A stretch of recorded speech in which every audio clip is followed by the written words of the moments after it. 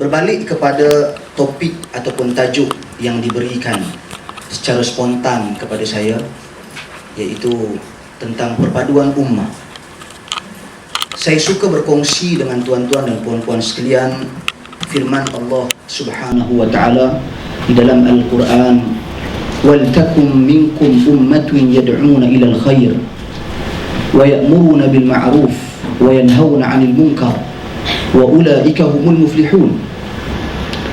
Yang bermaksud, wujudkanlah, adakanlah daripada kalangan kamu satu umat yang mana mereka ini menyeru kepada kebaikan dan melarang manusia daripada kemungkaran, dan sesungguhnya mereka adalah manusia yang paling berjaya. Mengapa saya mulakan dengan ayat Al-Quran, tuan-tuan dan puan-puan sekalian?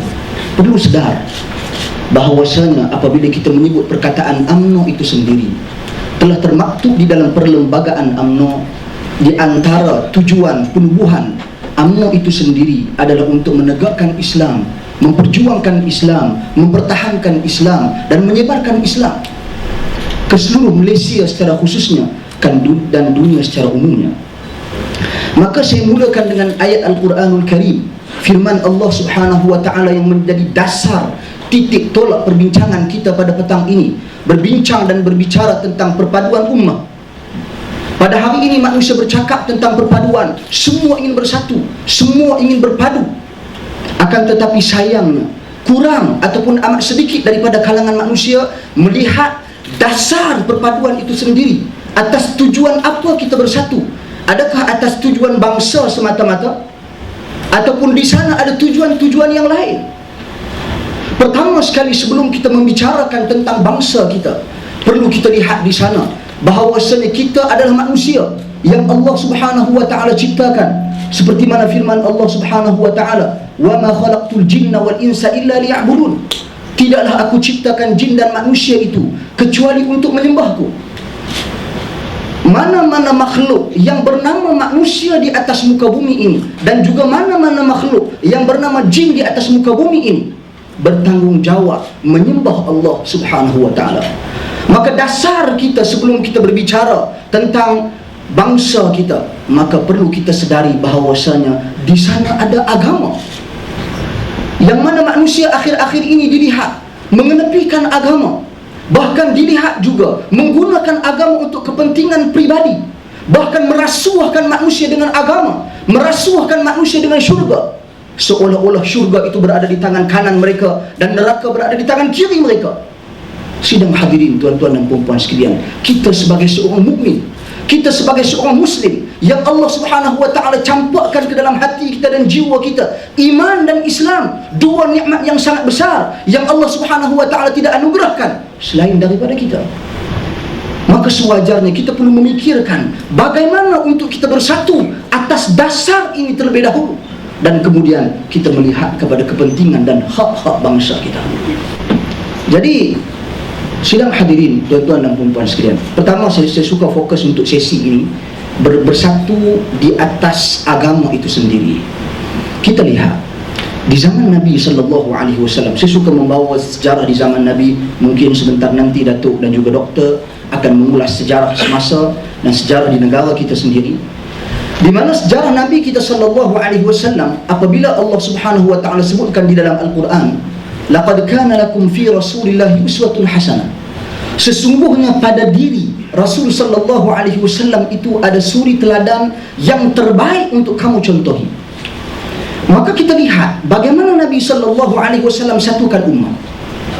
Bagaimana Nabi sallallahu alaihi wasallam satukan antara Aus dan Khazraj.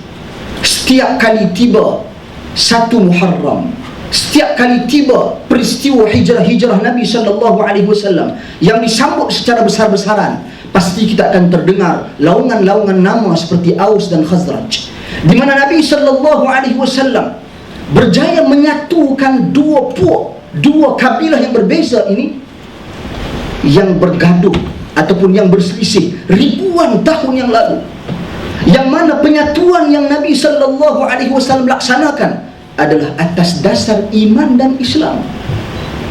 Bagaimana Nabi kita sallallahu alaihi wasallam menyatukan kaum Muhajirin dan Ansar, yang mana kaum Ansar itu terlahir daripada penyatuan kaum Aus dan Khazraj. Wujudnya Ansar, wujudnya di sana pula kaum Muhajirin yang berhijrah ke Madinatul Munawwarah, yang Nabi SAW satukan Muhajirin dan Ansar dalam satu majlis yang terkenal dalam sejarah Islam, iaitu Al-Mu'akhah ataupun At-Ta'ahi, mempersaudarakan.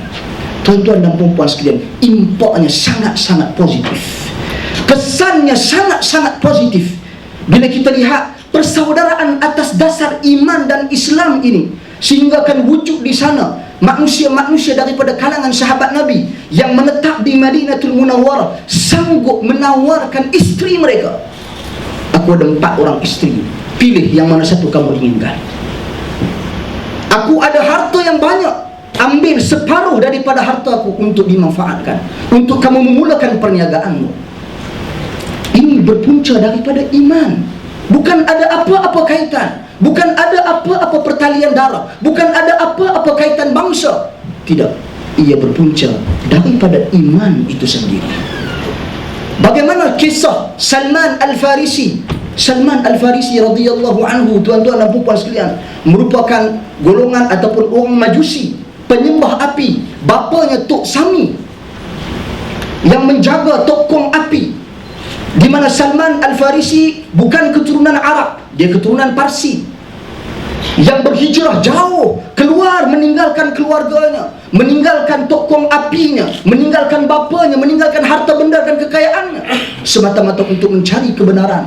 Sehingga kan dengan izin Allah Subhanahu wa taala, Salman Al-Farisi sampai di Madinatul Munawwarah. Cerita yang panjang, saya ringkaskan, yang mana menunggu dan menanti ketibaan seorang lelaki bernama Muhammad untuk perpaduan ummah, untuk penyatuan ummah. Jika kita lihat kisah-kisah seperti ini, tuan-tuan dan puan-puan sekalian, sidang hadirin sekalian, kita melihat sejarah Islam telah membuktikan perpaduan yang paling utama untuk kita sama-sama fikirkan dan sama-sama kita lakarkan adalah perpaduan atas nama agama itu sendiri, perpaduan atas nama Islam itu sendiri. Sidang hadirin tuan-tuan dan puan, kembali kita kepada realiti kita pada hari ini. Apabila sebahagian daripada manusia kita lihat menggunakan agama untuk kepentingan mereka, bila diajak bersama, bila diajak berganding tangan untuk kepentingan agama dan kepentingan bangsa, hak-hak bangsa itu sendiri, mereka mengabaikan dengan memberikan pelbagai alasan. Sidang hadirin tuan-tuan dan puan-puan sekalian, sebenarnya ini satu kesilapan yang sangat besar.